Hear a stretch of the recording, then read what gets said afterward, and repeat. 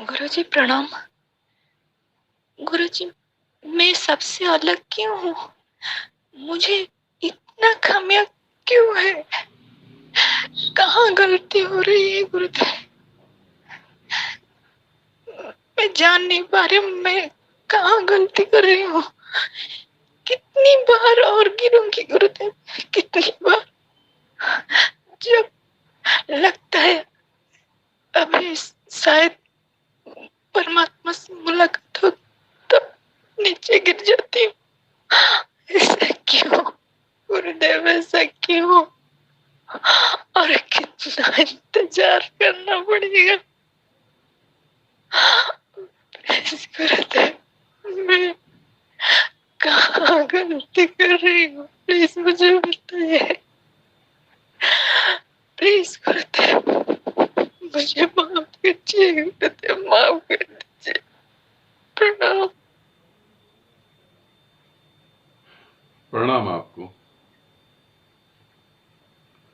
पहली बात कि मैं गलती कहाँ कर रही हूँ, मेरे में कमियां कहाँ हैं और मैं इतनी कमियों से कैसे भरी हूँ। एक एक बात को, एक एक शब्द को समझने की कोशिश करेंगे, शांत होकर सुनेंगे और समझने की कोशिश करेंगे। ये प्रश्न सिर्फ ममता का है ऐसा नहीं, ये दशा लगभग लगभग सभी की है। सभी को लगता है मैं परमात्मा के पास होकर फिर भी दूर हो गई। सभी को लगता कि बस अब मिला, बस अब मिला, और पता लगता फिर वासनाओं में और अंधकार में चले गए। कहां हो रही है गलती, क्या है कमियां मेरे में? पहले हम कमियों को समझते हैं। शांत बिल्कुल होकर सुने, शांत होकर चीजों को समझे, उसके बाद तर्क वितर्क अपने मन में करना। पहले शांत होकर समझे। देखें परमात्मा की दृष्टि से, जो खुद पूर्ण है, जो खुद परिपूर्ण है, उसकी बनाई हुई सभी चीजें पूर्ण होंगी, वो अधूरी कैसे हो सकती? तुम कहते हो मेरे में कमियां कहां हैं। अगर मैं तुम्हें कहूं कि परमात्मा की दृष्टि से देखो तो तुम में कोई भी कमी नहीं, कोई भी कमी नहीं। यदि मैंने तुम्हें बनाया तो मैं जब तुम्हें बनाऊंगा तो मेरे भीतर जो गुण है मैं वही तो तुम में डालूंगा। जो मेरे भीतर बह रहा है तो वही तो मैं तुम्हें डालूंगा। जब एक स्त्री और एक पुरुष प्रेम करते हैं और एक बच्चे को जन्म देते हैं तो कुछ स्त्री का हिस्सा, कुछ उस पुरुष का हिस्सा ही तो उस बच्चे में होता है। जब मैं तुम्हें बनाऊंगा तो मैं तुम्हें पूर्ण ही बनाऊंगा। अधूरा कैसे बना सकता हूं? अधूरा मुझसे बन ही नहीं सकता। इसीलिए मेरी दृष्टि में तुम में कोई भी कमी नहीं, तुम संपूर्ण परमात्मा हो, तुम अमृत हो। मेरी तरफ से तो कुछ भी नहीं है। फिर तुम पूछते हो कैसी कमियां, मुझ में इतनी कमियां क्यों हैं? कमियां शब्द ही कहां से पैदा होता है? तुम्हारे संसार से। संसार बताता है कि तुम परमात्मा को नहीं पा रहे, ये तुम में कमी है। संसार बताता है तुम्हें कि तुम मुझे खुश नहीं रख पा रहे।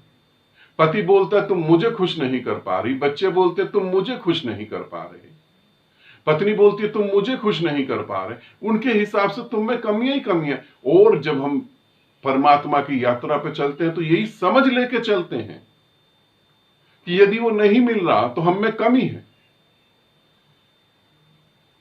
कमी तो तुम में बिल्कुल भी नहीं। संसार की दृष्टि से कमियां ही कमियां हैं। संसार का अर्थ है जो कभी पूर्ण नहीं हो सकता। संसार का अर्थ है जो कभी पूरा नहीं हो सकता। तुम संसार में रहते हुए संसार को पूरा कैसे कर सकते हो? तुम किसे संतुष्ट करोगे? यहां सभी असंतुष्ट हैं। तुम अपने जीवन का समय बर्बाद करोगे और कुछ भी नहीं करोगे।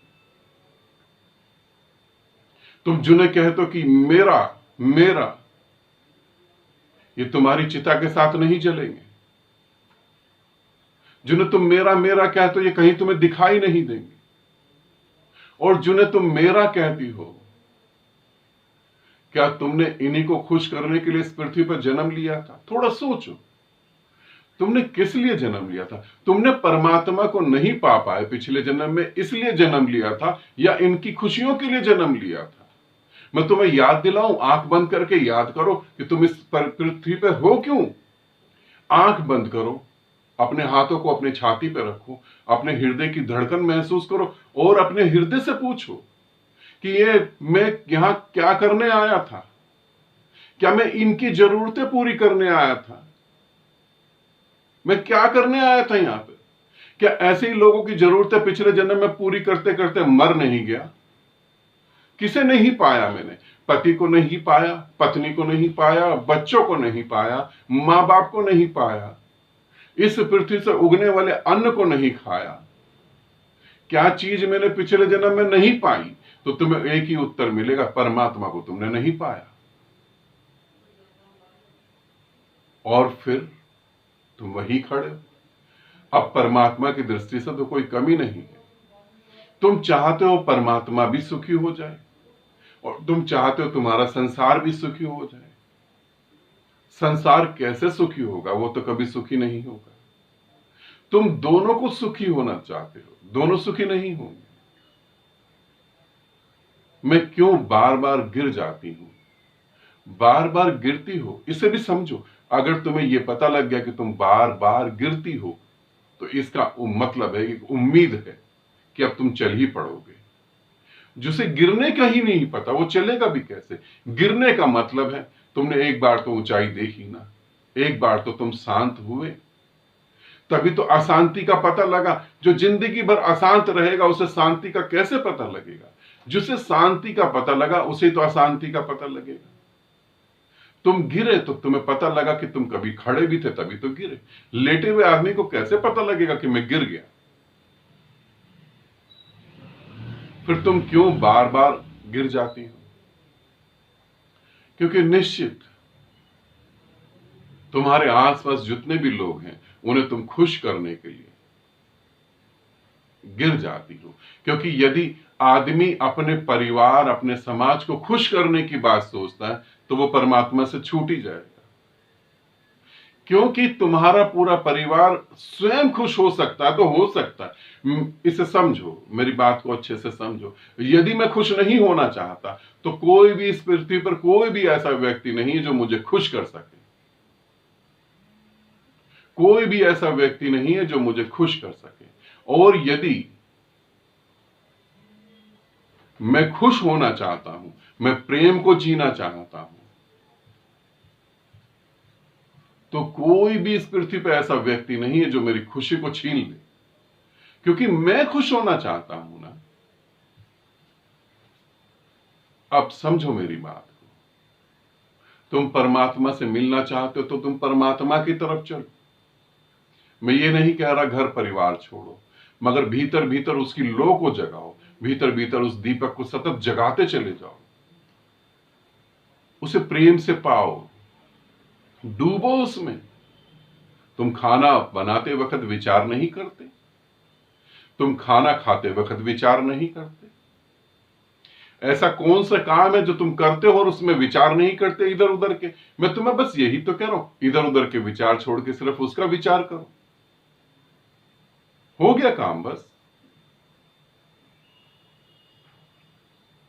और ध्यान रखना, तुम्हारे आंसुओं से रास्ता नहीं खुलेगा।